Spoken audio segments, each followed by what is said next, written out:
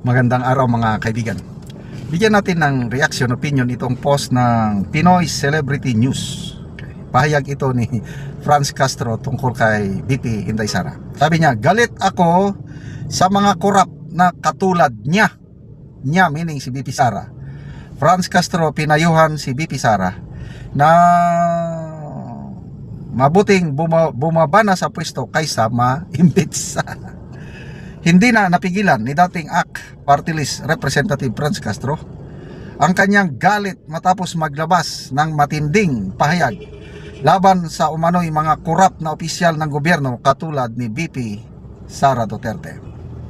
Sa gitna ng isyu ng impeachment, minungkahi ni Castro na mas mainam ang pagbibitiw sa pwesto kaysa dumaan pa sa isang mahabang proseso na magdudulot ng kahihiyan sa institusyon.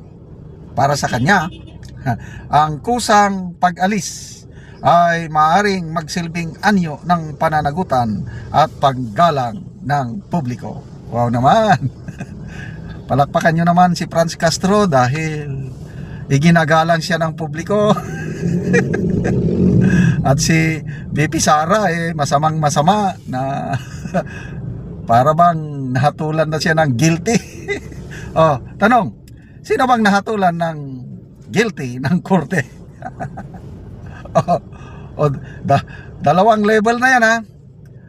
Guilty si Franz Castro sa RTC, pinagtibay ng Court of Appeals, guilty pa rin. Last resort niya na ngayon ang Supreme Court. Tapos she has the audacity, she has the tibay ng loob na galit ako sa mga korap na katulad niya. Wow naman. Ganyan tayo, basically ganyan ang tao yung tingin mo sa sarili mo okay ka na hindi mo nakikita yung may tinatawag tayo na blind side, yung ano ka talaga, hindi mo alam kung ano ka talaga. Ang nakakapagsabi lang yung kapwa mo tao. Example, sa pamilya, nako, ang aking wife, pasalamat ako sa kanya dahil akala ko okay ako. Mamaya sasabihin ng wife ko, hindi maganda yung ginawa mo, ganito. Then ma-realize ko, tama siya. Kaya kailangan natin ng critic. Nung una, pagsabihan ako ng aking wife, magagalit ako, mag-aaway. Ngayon, dahil tumanda na rin sa pag nagsalita ang aking wife, tawag ko sa kanya commander Pag nagsalitang commander, tahimik ako, makinig, makiramdam. Then, mamaya magdasal. Mamaya ang leading sa akin ng Panginoon. Tama ang misis mo. Makinig ka sa kanya. Sumunod ka sa kanya. Sumusunod ako. At least nalalaman ko yung kakulangan ako. Kaya kailangan natin yan sa buhay natin. Our critics are our unpaid guardian of our souls.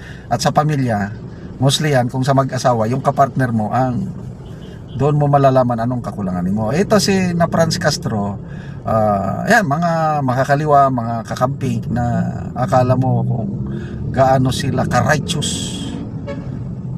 Grabing pagbatikos nila kay BP Sara, corrupt, cyber, sampa ng kaso kaliwat kanan, impeachment kaliwat kanan. Anong nangyari yung una nilang yung last year ng mga impeachment? Di napahiya sila. Void ab initio. Tama ba yun? Void ab initio. Defective from the start. Unconstitutional, as if nothing happened. Ganon. So ngayon, file sila ng impeachment kay BP Sara. Kahapon, may pangatlo na. Sige. Let due process takes its course. So, bahalang mga kongresista, i-determine nila ng is it may form and substance. Tama ba? Is it correct? Sufficient in form and substance. Trabaho yan ng mga kongresista sa Committee on Justice. And then, granting na makapasa natin sa Committee on Justice, doon na tayo sa plenary. Hindi na pwede yung katulad last year na diretso perma ang mga kongresista, 215 kagad ang pumirma, kaya umakyat kaagad ang impeachment sa Senado dahil may pondo. Ngayon, may pondo pa ba? I don't know. Sabi ni Senator Amy, meron daw. Dahil yung mga isiningit sa 2026 budget, yung mga ayuda, yun daw ang gagamitin para pang-inganyo sa mga kongresista na pipirma sa impeachment case ni VP Sara. Kaya lang, dito ngayon sila nabulaga dahil may internal survey daw sila. Kongresista ba yan, PBBM admin, tinignan nila sa survey nila, sila ang nagbayad sa survey na ito. Gaano ba talaga kalakas si VP Sara? Ano bang sentimento ng taong bayan tungkol sa kanya? Gusto ba nilang ma-impeach o hindi? Yun. Lumabas ang resulta. Napakataas daw ang rating ni VP Sara, more than 60% ang kanyang approval, trust, satisfaction rating. Tapos ang mga tao ayaw siyang ma-impeach. Sige. Madam Franz Castro, sige, impeach nyo. Manawagan kayo na mag-resign in your dreams. Laban lang, bloodbath lang. Hindi papayag si VP Sara na mag-resign. Galingan ninyo. Sa Kamara, sa plenary, inamin na ni Congressman Defensor, Deputy Majority House Leader, na mahihirapan sila makakuha ng 1/3 signature ng mga kongresista para pag-endorso sa impeachment complaint ni VP Sara papuntang Senado. Tapos pare-resignin mo in your dreams. So, hindi kami papayag, mga DDS. Laban lang kami.